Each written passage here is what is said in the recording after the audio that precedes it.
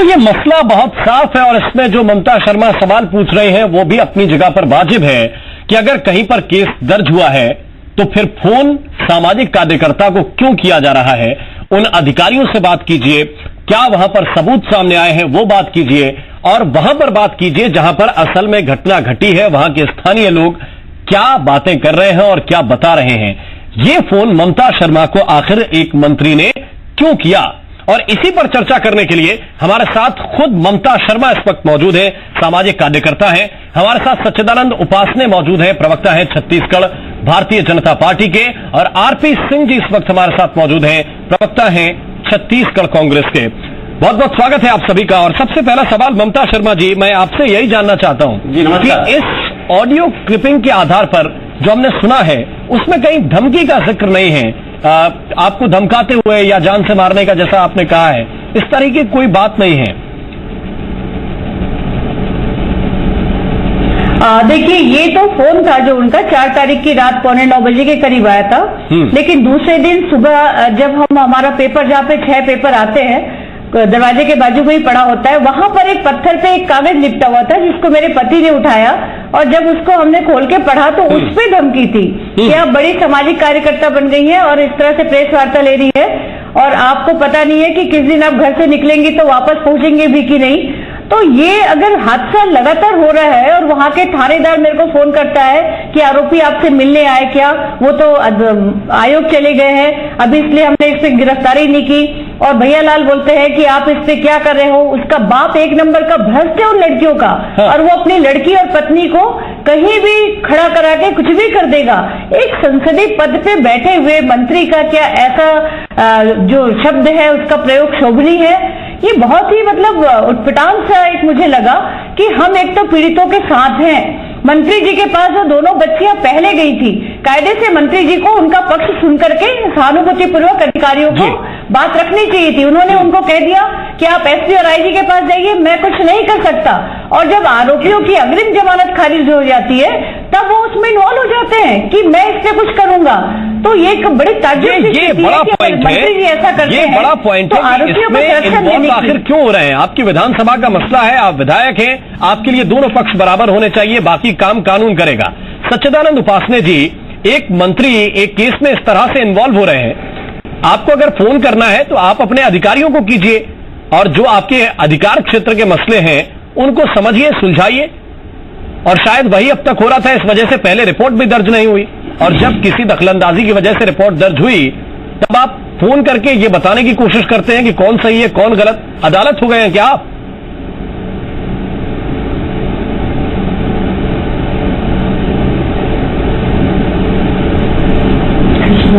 सच्चिदानंद जी, अब बोलिए। हाँ, मैं सर आपसे ये पूछ रहा हूं कि क्या एक मंत्री का काम ये होता है? देखिए, मंत्री जी ने जो फोन किया वस्तु स्थिति बताने के लिए फोन किया है, ना कि डराने धमकाने के लिए फोन किया है कि जो उनके विधानसभा क्षेत्र का मामला है। हाँ। और उनका नाम घसीटा जा रहा है, इसलिए मंत्री जी ने जो सामाजिक कार्यकर्ता हैं ममता जी, उनको वस्तु स्थिति से अवगत कराने के लिए कि मेरा उसमें कोई लेना देना नहीं है। ये सारी बातें लड़कियां आपकी बात हो गई है। जो वस्तु स्थिति वो जानते थे उन्होंने सामाजिक कार्यकर्ता के सामने अपना पक्ष रखा है, और अपना पक्ष रखकर जो है उन्होंने सारी बातें करके, और जांच के लिए यदि आपको जांच कराना है जांच करें, किसी भी रूप से दबाव नहीं डाला है कि आप किसी भी एजेंसी से जांच करा लें। इस बात को लेकर जो उन पर आरोप लगा रहे थे, पीएमओ के बाप से जांच करा लीजिए, अभिव्यक्ति कर रहे थे, अपनी सच्चाई बता रहे थे।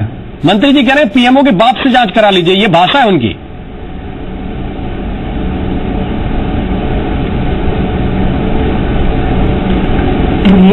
आवाज नहीं आ रही जी, कह रहे हैं कि पीएमओ के बाप से जांच करा ले, ऐसा बोल रहे हैं। भाषा है क्या उनकी?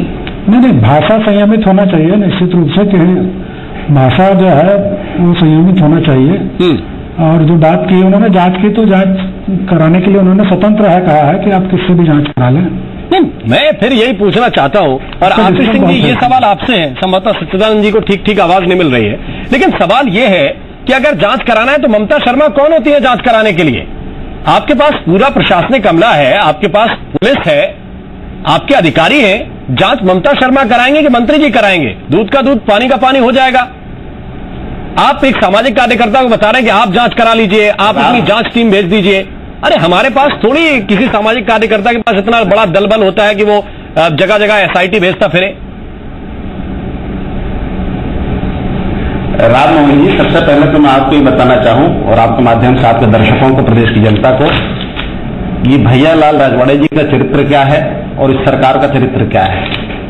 भैयालाल राजवाड़े जी वही मंत्री हैं जो आंगनबाड़ी कार्यकर्ताओं को लेकर अभद्र टिप्पणी करते हैं और सरकार उनके खिलाफ कोई कार्रवाई नहीं करती है। अपनी ही सरकार में सहयोगी संसदीय सचिव चंपा देवी पावले के ऊपर वो अभद्र टिप्पणी पत्रकारों को समक्ष करते हैं और पार्टी उन पर कोई कार्रवाई नहीं करती है। ममता शर्मा जी एक सामाजिक कार्यकर्ता के रूप में पूरे छत्तीसगढ़ में स्थापित नाम है। एक महिला सामाजिक कार्यकर्ता को रात को 9 बजे फोन करने का क्या औचित्य है, वो भी एक मंत्री। आप उस टेप को आगे सुनेंगे जो आपने नहीं सुनवाया है। उसमें मंत्री जी ममता जी से कह रहे हैं कि आप मुझे जानती नहीं हैं। ये सभ्यता की किस हद को पार करने वाला शब्द है, आप भी समझ सकते हैं, आपको दर्शक भी जान सकते हैं। सब छोटी बात, एक मंत्री को आखिर ममता जी को फोन करने की आवश्यकता पड़ती क्यों है? आप उस विधानसभा के चुने हुए प्रतिनिधि हैं, राज्य शासन के मंत्री हैं। आपका यह धर्म बनता है कि जो पीड़ित पक्ष है और जिसको पर आरोप लगा है, दोनों की जांच करा दिए, दूध का दूध हो जाए, पानी का पानी हो जाए। पीड़ित परिवार जब को मदद आप नहीं करते हैं, ममता जी के पास आते हैं, ममता जी यहां उनकी मदद करती हैं, मामला दर्ज होता है, तो 9 बजे एक मंत्री फोन करके धमकाता है। जहां तक जांच की बात है, आपने सवाल जो पूछा तो उसका जवाब मैं देना चाहूंगा। भारतीय जनता पार्टी का प्रदेश में इस सरकार का चरित्र बन चुका है कि जब भी कोई आप आरोप लगाएं तो वो 2 बातें कहते हैं कि आप इसकी जांच करा लीजिए या दूसरा आप अदालत में चले जाएं। मैं आज आपके माध्यम से दोनों बातों का जवाब जरूर उनसे मांगूंगा। क्या न्यायालय इस चुनाव में आकर चुनाव लड़ता है? क्या जनता न्यायालय को चुनती है? न्यायालय न्याय पाने का अंतिम विकल्प हो सकता है, जहां ममता जी जाकर आज खड़ी हो गई हैं। यदि ममता जी को इस सरकार से न्याय मिल जाता तो ममता जी न्यायालय जाती ही क्यों? तो इस सरकार की कोई भी आस्था लोकतांत्रिक प्रणाली में अब नहीं रह गई है। सरकार पूरी तरीके से गुंडागर्दी पे, मनमानी को उतारू हो चुकी है। हम बार बार एक आरोप लगाते हैं इस सरकार के ऊपर कि प्रदेश में जंगल राज कायम हो चुका है। ममता जी को एक मंत्री के द्वारा फोन करके धमकाना और ममता जी को कहीं भी न्याय न मिले तो ममता जी न्याय के लिए अदालत का दरवाजा खटखटाती हैं। और मैं न्यायालय के इस फैसले का सम्मान करता हूं कि हाई कोर्ट में कोई भी मामला बिना बहस के, बिना सुनवाई के रजिस्टर्ड नहीं होता है। आखिर माननीय उच्च न्यायालय ने पाया ना कि ममता जी के साथ जो हुआ है वो गलत है, उन्हें इंसाफ नहीं मिला है। इस बात का तो जवाब देना पड़ेगा कि क्या मंत्री जी के ऊपर किसी तरह का कोई अंकुश नहीं है? अगर इतना संवेदनशील मसला है और अगर मंत्री जी ये कह रहे हैं कि ये गलत आरोप भी है, तब इतने दिनों के बाद, ये 8 से 9 महीने पुराना मसला है और इतने दिनों के बाद अपनी विधानसभा का मसला इस मोड़ पर जाकर वो सुलझाने पर आए हैं जब आरोपियों के खिलाफ कार्रवाई हो रही है। इससे पहले उन्हें न मसले का ध्यान था, न मामले में कोई दिलचस्पी थी।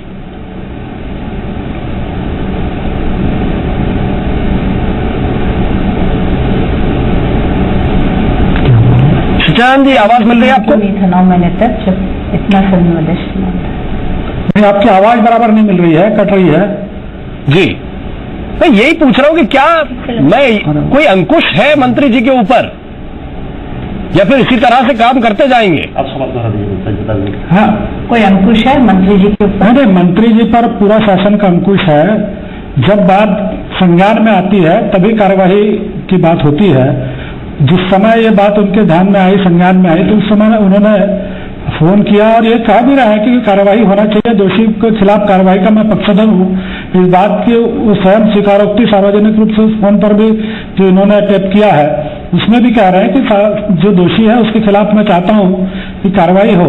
अब ये कार्रवाई करने का काम तो पुलिस प्रशासन का है। पुलिस प्रशासन उस पर जो है रिपोर्ट दर्ज करे, जांच करे, कार्रवाई करे, दोषी है तो उसको जेल के सिक्कों में डाले, गिरफ्तार करे। ये काम जो है पुलिस प्रशासन का है और उसको करना चाहिए। ये सब नहीं हुआ, इसीलिए तो ममता जी को जो है हाईकोर्ट जाना पड़ा और वहां से नोटिसें जारी करानी पड़ी है। जी एक बात तो इसमें मंत्री जी को आवाज क्या करेंगे? मंत्री जी का जितना अधिकार क्षेत्र है। आपके पास फोन क्यों किया? फिर उन्होंने मेरे पास क्यों फोन किया? नहीं, उन्होंने इनका मंत्री जी का नाम इनके द्वारा लाया गया, इसलिए उन्होंने जो है वस्तुस्थिति बताने के लिए इनको फोन किया। भी मेरा उनसे कोई संबंध नहीं है, दोनों मेरे विधानसभा क्षेत्र ऑडियो क्लिप में कहीं बात नहीं है, कार्रवाई हो।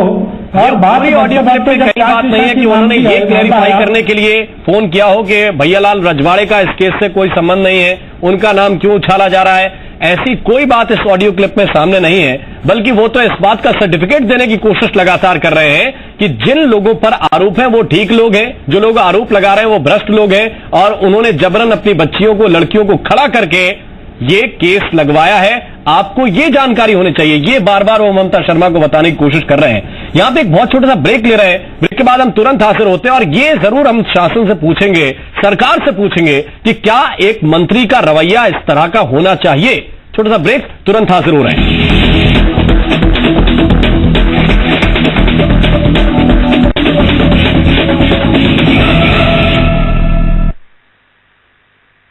प्रायोजक है पतंजलि सौंदर्य फेस वॉश, सुंदर ओजपूर्ण व कोमल त्वचा के लिए प्रकृति का वरदान। पॉलीकैट कनेक्शन जिंदगी का, लक्स कोजी इनरवेयर, सुनो तो अपने दिल की। मिसाइल ही मांगो मिसाइल ही दागो, असली मिसाइल की पहचान 2 तलवारों का निशान। और live pure, India's first smart RO water purifier. Patanjali पेश करता है नीम, एलोवेरा, हल्दी, चंदन, गुलाब इत्यादि जड़ी बूटियों से निर्मित बाथ सोप। इससे मिलती है आपकी त्वचा को कुदरती कोमलता एवं सुंदरता।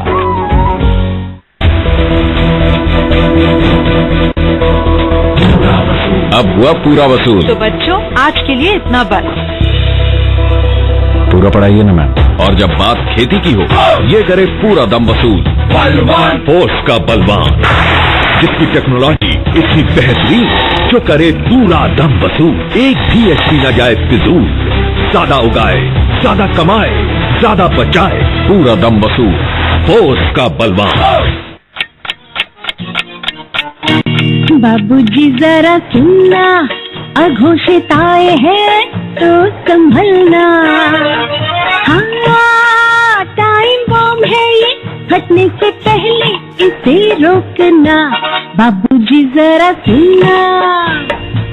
आपकी अघोषित आय एक खतरनाक टाइम बॉम्ब है जो कभी भी फट सकता है। इस खतरनाक धमाके से डरो। इनकम डिक्लेरेशन स्कीम 2016 के अंतर्गत अपनी अघोषित आय को ईमानदारी से 30 सितंबर तक डिक्लेयर करें। कुल 45% टैक्स भरो। प्रोसिक्यूशन, स्क्रूटनी तथा इंक्वायरी से पूरी छूट। इनकम डिक्लेरेशन स्कीम, आप करें योगदान, बढ़ाएं अपना सम्मान। आयकर विभाग सिविल लाइंस रायपुर छत्तीसगढ़ द्वारा जनहित में जारी।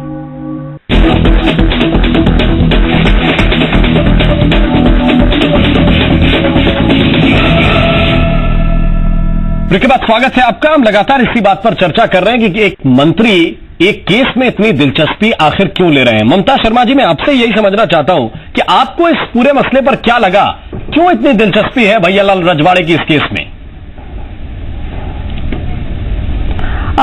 एक तो भैयालाल रजवाड़े क्या है, आदतन इस तरह की वो उनकी जुबान फिसलती के अभद्र स्वभाव है उनका। महिलाओं के साथ में उनका एक इस तरह का एटीट्यूड जनरल शिकायत से चली आ रही है, जिसको हमारे रमन सरकार जी ने कभी भी संज्ञान पे नहीं लिया, ना ही उनको कभी इस बात के लिए पनिशमेंट दिया गया। और रही बात इसकी कि वहां पे जो 3 आरोपी है जो घर घुस करके उस बालिका के साथ में छेड़छाड़ अवैध व्यवहार किया था, उसमें से एक विश्वनाथ रजवाड़े है जो इनका भाई भतीजा है, जिस वजह से जब उनकी अपने लोकल कोर्ट से और हाई कोर्ट से भी अग्रिम जमानत याचिका खारिज हो गई, तो ये मुझ पर दबाव डालने के लिए इस तरह से एक इन्होंने रात को फोन किया। और मेन जो धमकी भरा पत्र है वो मुझे सुबह दूसरे दिन 6 तारीख को मिलता है। तो बिल्कुल एक कनेक्टिविटी मुझे दिख रही है। आप ये बताएं, मैं एक्टिविस्ट हूं, मैं अपने घर की लड़ाई नहीं लड़ रही हूं। आज मैं उन बेबस लाचार बच्चियों के साथ खड़ी हूं जिनके पास फीस भरने के पैसे भी नहीं है कोर्ट के, और जिसका बाप रिटायर है, जिस बच्ची को इस हद तक इन लोगों ने टॉर्चर किया। वो स्कूल में पढ़ाने जाती थी, अंजलि राय, जो आज पढ़ाई स्कूल जाना छोड़ करके इनकी दहशत से घर में बैठी है। ये विधानसभा अध्यक्ष बताते हैं, वहां के विधानसभा का मैं बाप हूं बताते हैं, और ये वहां के मंत्री बताते हैं। एक मंत्री का, एक विधायक का ऐसा आचरण कैसे शोभनीय है। और ये पूरे उस आरोपियों को बचाने के लिए, क्योंकि ये कभी कर्मचारी यूनियन के नेता रहे हुए हैं और वही कर्मचारी यूनियन के ये सारे नेता लोग हैं, तो पूरी इनकी मिली भगत है कि किसी तरह से ये प्रकरण दब जाए। सुबह मुझे टीआई का भी फोन आया था उसी थाने का, पटना थाने का, कि मैंने उसको बहला करके पूछा कि आखिर भैया जी जो बात कर रहे हैं क्या है, कैसा है, क्यों, क्या चाह रहे हैं। उन्होंने स्पष्ट मुझे बोला, वो भी मेरे पास रिकॉर्डेड है, कि क्या चाहेंगे मैडम, ये सब लोग चाह रहे हैं कि आपसी समझौता हो और केस खत्म हो जाए। ये पूरा स्पष्ट सा एक सिनेरियो है, इसमें कहीं भी कोई ये नहीं है। और मैंने बार बार बताया कि साहब मैं एक आदमी सी। हाँ, सत्यनारायण उपासने जी, इस पे तो जवाब देना पड़ेगा। क्या इस पे आला कमान की निगाह है?